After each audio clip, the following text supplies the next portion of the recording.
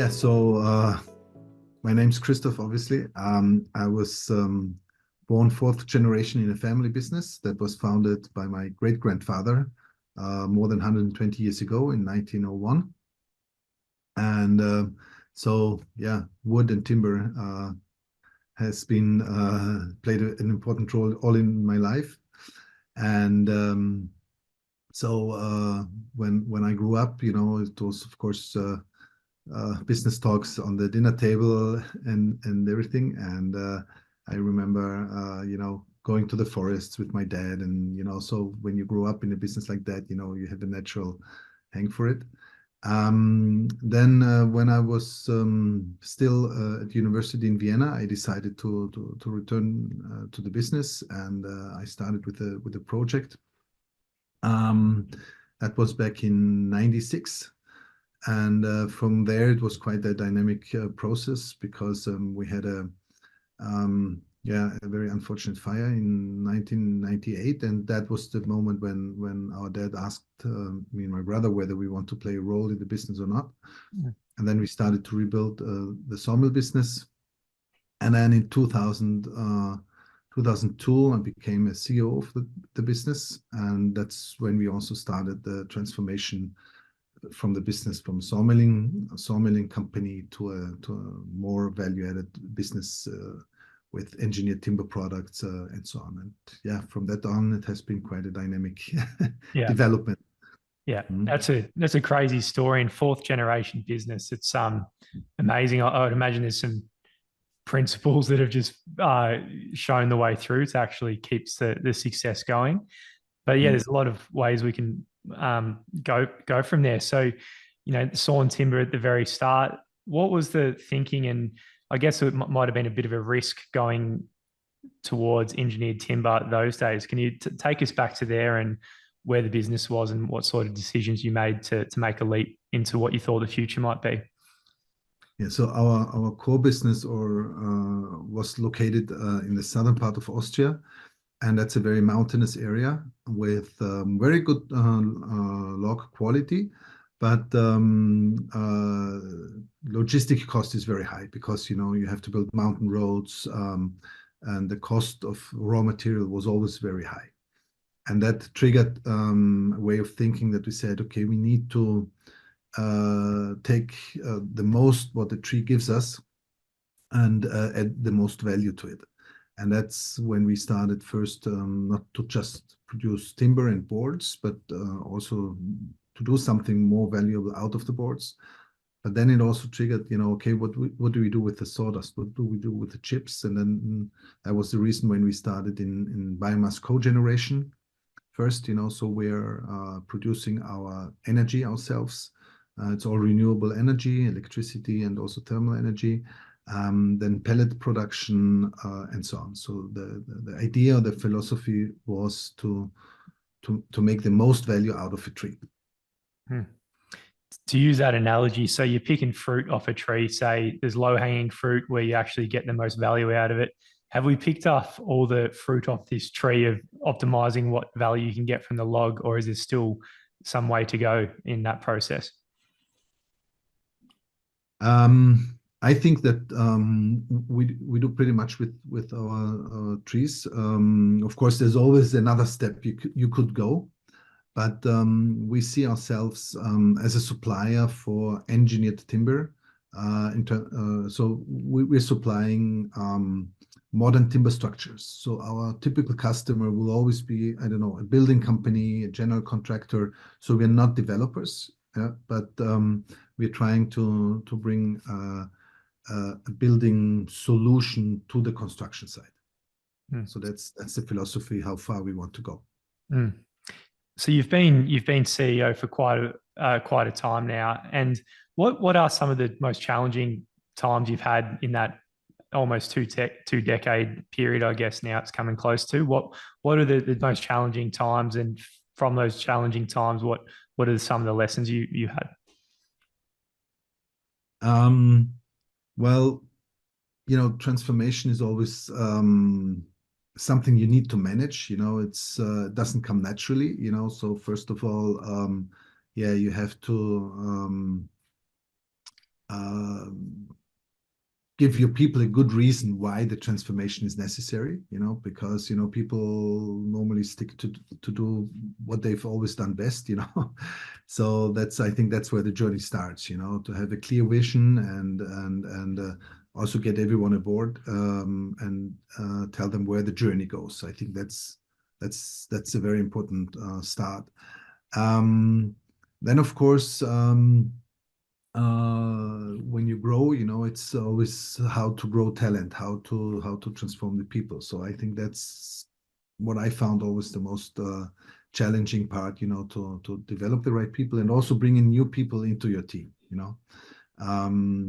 So in the end, it comes down to people management, and especially when growth has a certain pace. But I must say we also have a very, very motivated team. So when I came to the business, because everything was changing,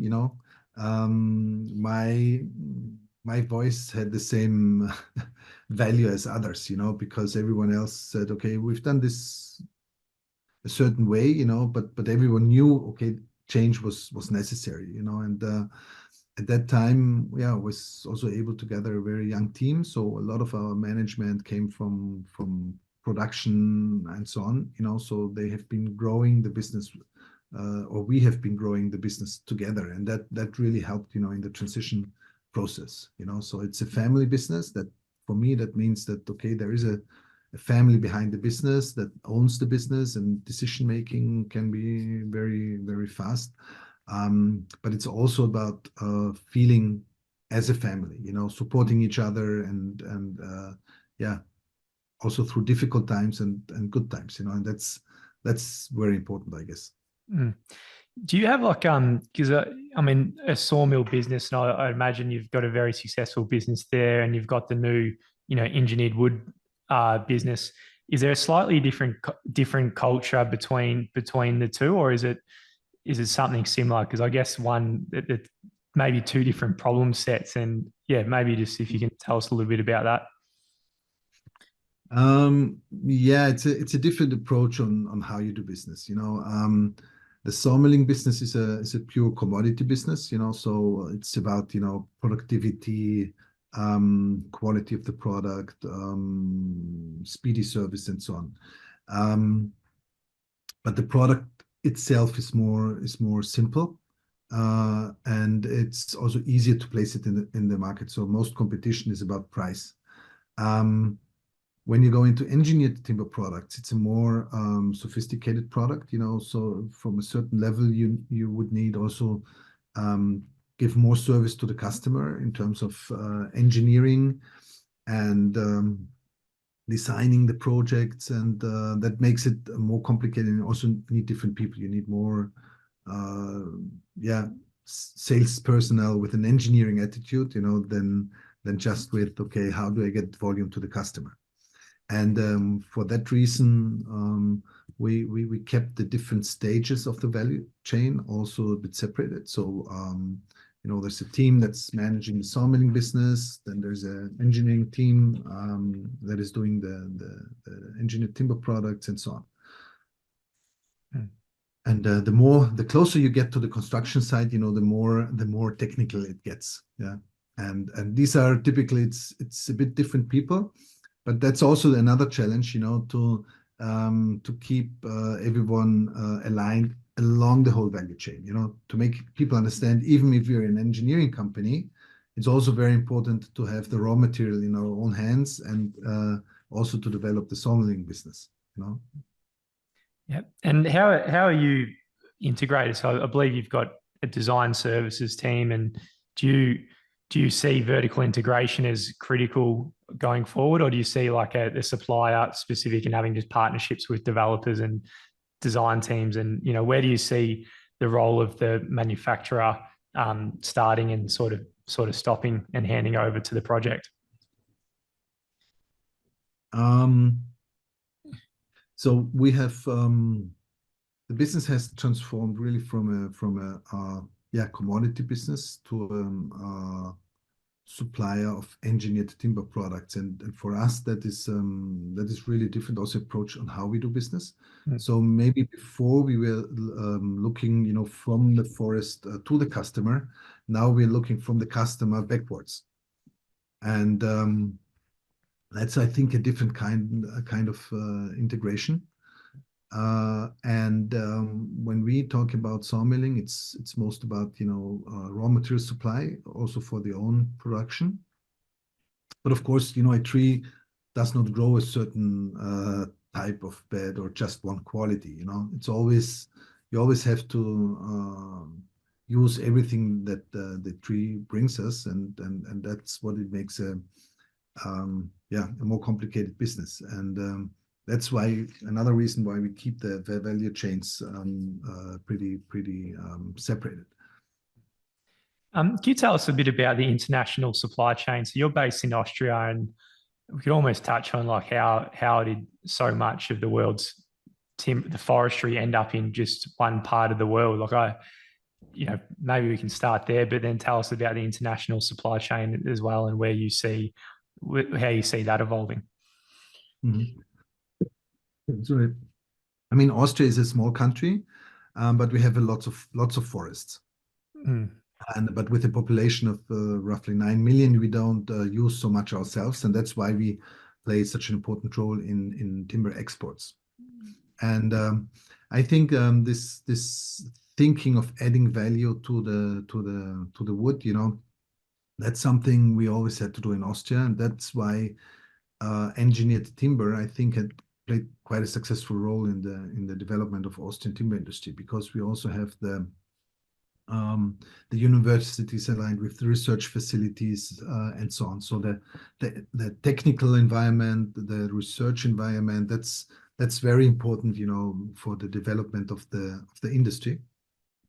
And in Austria we have these things really in place. And I think that is the reason why Austrian companies, especially with the engineering capacity, are quite successful worldwide.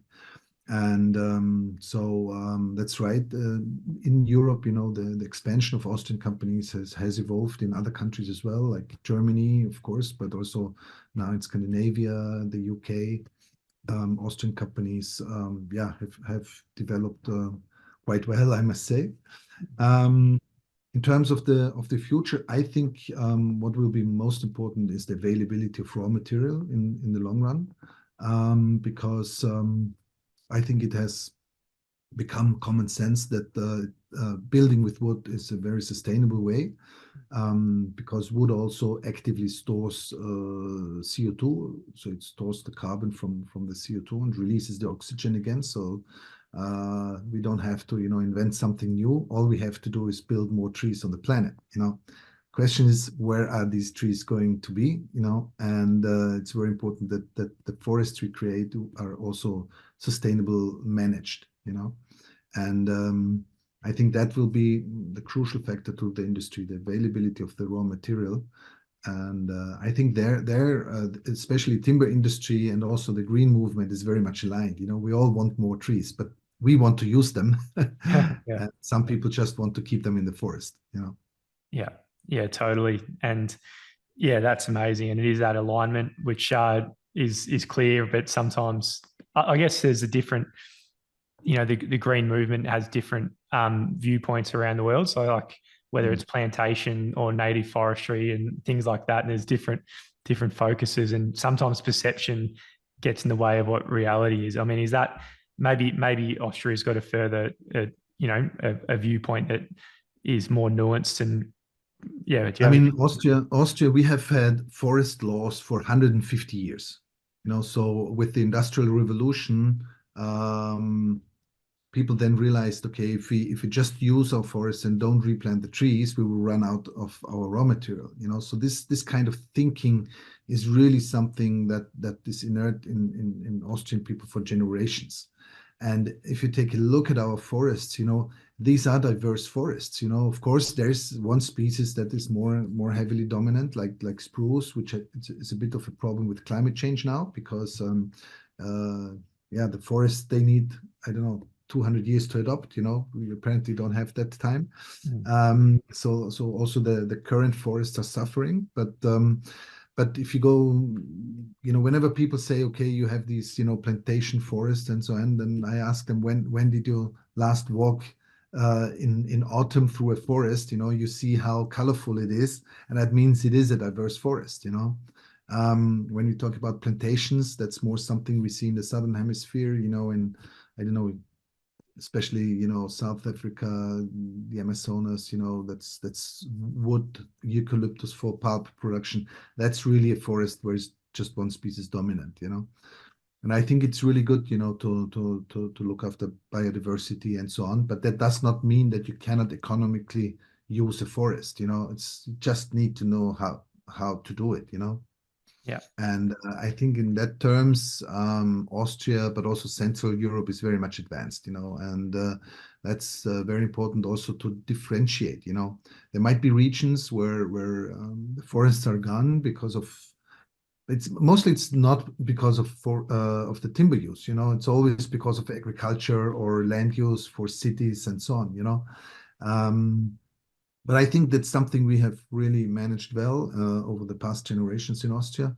So the timber stock, for instance, in the past 50 years has increased by 50%. Although we have all this industry and we're using a lot of wood, the amount of wood in our forests has increased. So it is possible. That's crazy. That's like, yeah, so you got by far the biggest production in the world, but you've still increasing just through nuance and intelligent reharvesting and management. So, it's very promising for the rest of the world looking to grow an industry like you have in Austria. What do you see as the future or current state of technology, Christoph, whether it be inside the factory, robotics, manufacturing processes, anything there, all the way through to digital design, workflows, or what do you see as the opportunities here in general? Well, I think in terms of productivity, the timber industry is quite advanced. Also, in terms of automation, I think if you go into a modern sawmill or also an engineered timber plant, there's a lot of information that's around. I always tell people, okay, when we know, every board before it goes into production in whose house or in whose bedroom it will end. So the production process, I think, is very, very, very optimized, very sophisticated. Maybe in the end, when we talk about following the parts from the production site to the construction site, maybe with some technologies like RFID chips, to tag the elements, bring into there's also some development going on there. But I think these processes are pretty much or developed at a very, very modern state. I think it's more the construction site itself, that needs more maybe development or more routines. So it starts from the engineering and the design and the development of the building. I think that is more important, and where we also need to develop more sophisticated building systems or building solutions, because there's also one trend that you find less and less people that have the capability to actually build a building on the construction site. Also skilled workers, that will be a bottleneck in the future as well, and therefore the solutions that you can prefabricate must be more sophisticated. And so in Europe, I don't know if you have this I think it's the same term. It's the BIM system, the building information modeling. Yeah. I think that's where the development is and where the energy must go. Yeah. Gotcha. That's awesome. In a similar question, as we get towards the end of the podcast, what do you see as the future of timber construction? I mean, what gets you excited going into the future and then in the decades that are unfolding? So I really think that the sustainability movement and sustainability thinking is now really on track. couple of years ago, everyone said, okay, it's nice to have timber, it looks great, but I won't spend more money on it than a conventional building. Today, very often, big international companies come to us and say, okay, we want a sustainable building. We want to be carbon free. We understand it's the best solution is wood. So please give me the best solution in wood, and that's really starting to change, that people become much more aware that we have to take care of our environment. And wood being a renewable resource is just the best solution, and you can use it in so many ways, not just for construction, but with the residuals in the production, you can generate your own energy, which makes it even more sufficient. And that's a trend that's not going to stop, and at the same time we have become much more economical, because wood is being used on a larger scale, technology is more advanced, so it's not true that a wooden building costs more than a standard building made of concrete or steel, but it's very important to have the know-how on how to design and how to construct such a building. So where we need to invest is the development, of the know-how of architects, that they embrace wood. It's a bit more complicated because you need to consider maybe more things. You have to plan in advance. It's not so easy to change things once construction is underway. But that's something that's very important, to have the engineers and the architects that understand and know how to build with timber. Yeah, that's amazing. And no doubt getting in touch with the Hasslacher and Hess team is a good way of doing it. So if people want to find out more about you, the company, get in touch with your team about a project, anything like that, where should people be going? Well, I mean, I think when you go to our website, all the references are there. So Hasslacher is the manufacturing part of the business, whereas Hess Timber, which is 100% part of Hasslacher Group, is the construction side of the business, where we do this, also big international projects. I mean, the International House in Sydney is one example, or the Convention Center in Casey near Melbourne, Bunjil Place, so we've done nice projects in Australia. I personally really think that Australia is on a very good way, on developing sustainable business with timber structures. You're also investing actively in the industry. That is very important. And I think, Australia will have a bright future in terms of timber construction, and we're happy to be a part of it. Yeah, amazing. I think I had Tyson, your rep, the sales lead in Australia, on the podcast before. I forget which might have been. I think he did an aquatic center. It was like the longest. It was crazy. It was like the longest glue lamp. It was like a 30 or 40 meter. I forget how long it was. It was just more than 40 meters. It's ridiculous. Yeah, it's crazy. We shipped it all the way from Austria to Australia. But it went quite well, actually. Yeah. It did. It went beautifully, and it looks amazing. I forgot but anyway, it was like, speaking to Tyson, the logistics of getting it here was just crazy. Like 40 meters is unbelievable. So just shows the capacity that you've got to be able to do that, and it's amazing. And so it's great and thank you for doing such iconic projects in Australia and around the world. So, and thank you for coming on the podcast, Christoph. It's been amazing to chat to you. And you've been an incredible guest, and appreciate your time. Yeah, no, you're welcome. Thank you very much. It was really exciting talking to you, and hope to hear more from you.